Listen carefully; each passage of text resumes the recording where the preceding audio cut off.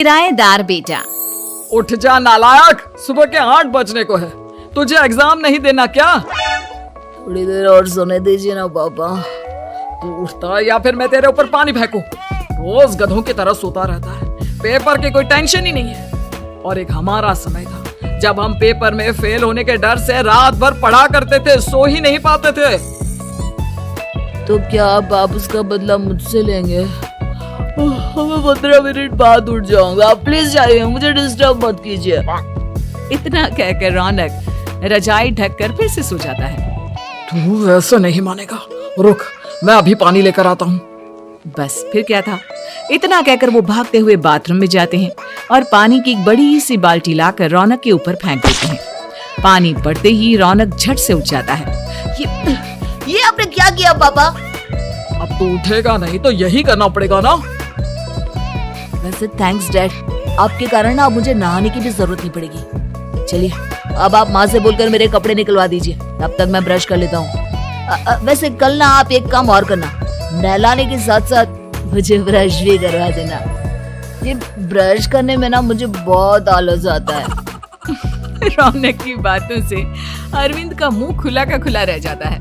वो अपनी पत्नी कमला के पास जाता है और रौनक की हरकतों के बारे में बताता है, जिसे सुन उसकी पत्नी हंसने लगती है।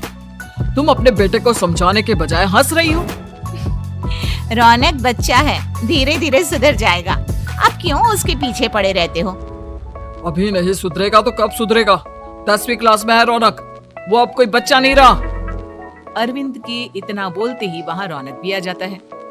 क्या डैड, मैंने आपको एक काम दिया था, वो भी नहीं हुआ आपसे। अरे क्या हुआ बेटा? माँ, मैंने डैड से बोला था कि वो आपको बोलकर मेरे स्कूल की यूनिफॉर्म निकाल दे, लेकिन मेरे पीछे पड़ने के अलावा इनसे एक काम ढंग से नहीं होता। देख रही हो कमला, देख रही हो अपने लाडली को? आप चुप रहिए जी। चलो बेटा, मैं तुम्हें कपड़े निकाल कर दे देती हूँ। बस ऐसे ही साल पर साल बीतते जाते हैं, लेकिन रौनक के रवैये में कोई बदलाव नहीं आता। वो पहले से भी ज्यादा आलसी और पूरी तरह अपने माता पिता पर निर्भर हो जाता है। 2 साल बाद पता नहीं कहाँ गायब रहता है पूरे दिन। अब तक तो आ जाना चाहिए था। अरे आप इतनी फिक्र क्यों कर रहे हो उसकी? दोस्तों के साथ खेल रहा होगा, आ जाएगा अभी। ये कोई टाइम है खेलने का? 10 बजने वाले हैं, इतनी रात में कौन खेलता है? कमला कुछ कहती उससे पहले ही रौनक वहाँ आ जाता है। मम्मी जल्दी से खाना लगा दो, बहुत भूख लग रही है। तुम्हें तब तक खाना नहीं मिलेगा जब तक तुम बता नहीं देते कि इतनी रात गए कहाँ से आ रहे हो। ओ प्लीज डैड, अब आप इसी पे प्रद्युमन बनकर मेरे सर पर बंदूक लेकर मत बैठ जाना। अपनी फालतू की बकवास बंद कर और बता कहाँ से आ रहा है। माँ अब समझाइए ना डैड को। बता देना बेटा, इनको भी तसल्ली हो जाएगी। आप बोल रही हैं तो बता देता हूँ, मैं दोस्तों के साथ मूवी देखने गया था, इसलिए देर हो गई। तो इन सब चीजों में मेरे पैसे उड़ाता है। कभी 1 रुपया कमाने के बारे में सोचा है तूने? जब देखो हवा की तरह पैसे उड़ाता रहता है। माँ अब आप इन्हें चुप करा दीजिए, वरना ना मुझे गुस्सा आ जाएगा। अच्छा क्या कर लेगा? बता ना क्या कर लेगा तू? वैसे बात तो ठीक ही है, मैं कर ही क्या सकता हूँ। पैसे तो फिर भी मैं आपसे ही मांगूंगा ना। चलिए अब ये सब बात छोड़िए और मम्मी मेरे लिए खाना लगा दीजिए। अभी लगा देती हूँ बेटा। मैं बता रहा हूँ कमला, एक दिन ये ऐसे ही बिगड़ जाएगा। ओफो, आप क्यों इतना पीछे पड़े रहते हो मेरे बच्चे के?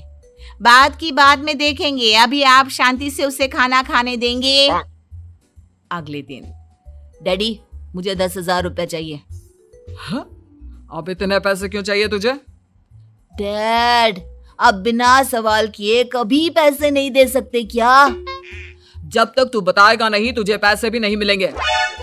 अरे अब आप अपने बेटे को पैसे भी नहीं दे सकते? नालायक, तेरी उम्र के लोग नौकरी करते हैं और एक तू है जो नौकरी करने का नाम ही नहीं लेता कभी। आप लोगों के होते हुए भला मैं नौकरी क्यों करूं? अरे हम कब तक पैसे देंगे तुझे? तुझे भी तो अपने पैरों पर खड़ा होना होगा ना। कौन सा उधार के पैरों पर खड़ा हूं? अपने ही तो पैरों पर खड़ा हूं मैं। इसी तरह रौनक दिन प्रतिदिन लापरवाह होता जाता है उसकी लापरवाही को देखते हुए अरविंद और कमला अपने बेटे की शादी कराने का फैसला लेते हैं और 1 महीने के अंदर अंदर ही रौनक की शादी मेघा नाम की लड़की से करा देते हैं। शादी के कुछ दिन बाद, रौनक, मुझे एक अच्छी सी साड़ी चाहिए, आप ला दोगी ना? हाँ, क्यों नहीं। कितने तक की आती है साड़ी? यही करीब 5,000 तक की। तुम चिंता मत करो, मैं आज ही डैडी से पैसे मांगकर तुम्हारे लिए साड़ी ले आऊंगा। आप कब तक ऐसे ही अपने पापा से पैसे मांगते रहेंगे? कोई अच्छी सी नौकरी क्यों नहीं कर लेते आप? अरे डैड के होते हुए मुझे नौकरी करने की जरूरत ही क्या है? पर आप ऐसे कब तक उनसे पैसे मांगते रहेंगे? कुछ आपको अपने दम पर भी तो करना होगा ना। अब तुम भी बाकी लोगों की तरह मुझे ज्ञान देना शुरू मत कर देना। साड़ी चाहिए ना तुम्हें, मिल जाएगी बस। इतना कहकर रौनक अपने पिता से पैसे मांगने चला जाता है। डैडी, मुझे 5,000 रुपया चाहिए। अब 5,000 क्यों चाहिए तुझे? वो मेघा को साड़ी चाहिए थी। अरविंद आगे बिना कुछ कहे चुपचाप उसे पैसे निकाल कर दे देता है। कुछ दिन बाद, तुम्हें नहीं लगता कमला, रौनक हम पर पहले से भी ज्यादा डिपेंड हो गया है? मुझे तो अब उसके भविष्य की चिंता होने लगी है। कल को हमें कुछ हो गया तो वो क्या करेगा? काश तुमने पहले ये सोच लिया होता तो आज हमारा बेटा इतना लापरवाह नहीं होता। तब मुझे कहाँ पता था कि मेरा लाड़ प्यार उसे इतना बिगाड़ देगा कि वो इस हद तक लापरवाह बन जाएगा। कोई बात नहीं, अभी भी देर नहीं हुई। मुझे पता है उसे कैसे सुधारा जा सकता है। कैसे? अरविंद कुछ कहता उससे पहले रौनक वहां आ जाता है और पैसों के लिए हाथ फैलाने लगता है। डैड, मैं और मेघा बाहर घूमने जाना चाहते हैं। अरे वाह, ये आज सूरज कहाँ से निकला है? Dad please. अच्छा चलो अब मुद्दे की बात करो। मुझे अब 25,000 चाहिए। अब तुम्हें 1 रुपया भी नहीं मिलने वाला। अगर तुम्हें पैसों की इतनी ही जरूरत है तो कोई ढंग की नौकरी कर लो। मम्मी, आप कुछ कहिए ना डैड को। बेटा, वो गलत क्या बोल रहे हैं? ये सब हम तेरे भले के लिए ही तो कर रहे हैं। मम्मा, मैंने बताया ना आपको, मुझे नहीं करनी कोई जॉब वॉब। तो ठीक है, निकल जाओ हमारे घर से। तुम्हारे जैसे लोगों के लिए मैंने ये घर खड़ा नहीं किया है। जितना ये घर आपका है ना, उतना ही मेरा भी है। मैं कहीं नहीं जाने वाला। जाना तो पड़ेगा ही तुझे, क्योंकि अब मैं तेरा कोई भी खर्चा नहीं उठाने वाला। ठीक है, मत उठाइए मेरा खर्चा, मैं अपने दम पर भी जी सकता हूँ। तो बेशर्मों की तरह अब तक यहाँ क्यों खड़ा है? अपना सामान ले आओ, निकल जाए यहाँ से। रौनक पैर पटकते हुए वहां से चला जाता है। घर से निकालना जरूरी है क्या उसे? बिना पैसों के कौन रखेगा उसे किराए पर? अगर उसका भविष्य सुधारना है तो हमें अपने दिल पर पत्थर रखकर ये कदम उठाना ही होगा। दोनों बात कर रहे होते हैं कि रौनक अपनी पत्नी के साथ एक बड़ा सा बैग लेकर घर से निकल जाता है, लेकिन घर से बाहर उसे कोई भी मुफ्त में अपने घर किराए पर नहीं रखता। अंत में थक हार कर वो फिर से अपने घर चला जाता है। क्या हुआ? थोड़ी देर पहले तो दहाड़ते हुए घर से निकला था, अब क्या हुआ? नहीं रखा ना किसी ने तुझे किराए पर? डैड प्लीज, मैं कुछ दिनों में कोई अच्छी सी नौकरी शुरू कर दूंगा। आप तब तक तो हमें रख लीजिए प्लीज। सुबह से रात हो चुकी है लेकिन कोई हमें रखने को राजी नहीं है। अब आप ही बताइए, इतनी रात को मैं मेघा को लेकर कहाँ जाऊंगा? ठीक है, बहू की वजह से मैं तुझे घर पर रख रहा हूँ, लेकिन तू इस घर में एक बेटे की नहीं बल्कि एक किराएदार की हैसियत से रहेगा। 3 महीने है तेरे पास। इन 3 महीनों के अंदर अंदर मुझे तेरी पहली तनख्वाह हाथ में चाहिए, समझ गया? पक्का डैड, इन 3 महीनों के अंदर अंदर तो कोई बढ़िया सी नौकरी ढूंढ ही लूंगा मैं। ऐसे ही धीरे धीरे समय बीतने लगता है और अरविंद के दिए 3 महीनों में से 2 महीने बीत चुके होते हैं। पापा जी ने हमें 3 महीने दिए थे, जिसमें से 2 महीने तो बीत चुके हैं। अब ये आखिरी महीना बचा है।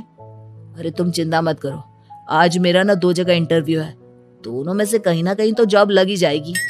अच्छा, all the best. Raunak interview के लिए निकल जाता है, जिसके बाद शाम में रौनक घर आता है। कैसा गया इंटरव्यू? आपकी नौकरी लगी या नहीं? अरे पहले सांस तो ले लेने दो अच्छे से। बताइए ना, मुझसे तो जरा भी इंतजार नहीं हो रहा है।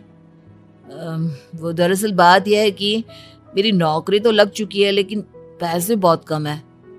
कितने पैसे हैं? 15,000। इतने में अरविंद और कमला मिठाई का डिब्बा लेकर आ जाते हैं। बधाई हो बेटा। हम जानते थे तेरी जॉब जरूर लगेगी। लेकिन मेरी सैलरी बहुत कम है मम्मा। कम है तो क्या हुआ, धीरे धीरे बढ़ जाएगी। हाँ बेटा, हम तो बस चाहते थे कि तू अपने पैरों पर खड़ा हो जाए। मतलब अब आप मुझे घर से नहीं निकालेंगे? नहीं, ये सब हमने तुझे जिम्मेदार इंसान बनाने के लिए किया था। Thank you mummy papa. अगर आप दोनों ऐसा नहीं करते तो मुझे कभी अपनी जिम्मेदारियों का एहसास तक नहीं होता। आज आपने मुझे सिखा दिया कि इंसान का अपने पैरों पर खड़ा होना भी जरूरी होता है। इतना कहकर रौनक झट से अपने माता पिता के गले लग जाता है और अपनी कमाई की पहली तनख्वाह वो अपने माता पिता के हाथ में सौंपता है। इस तरह रौनक एक गैर जिम्मेदार व्यक्ति से एक जिम्मेदार व्यक्ति बन जाता है।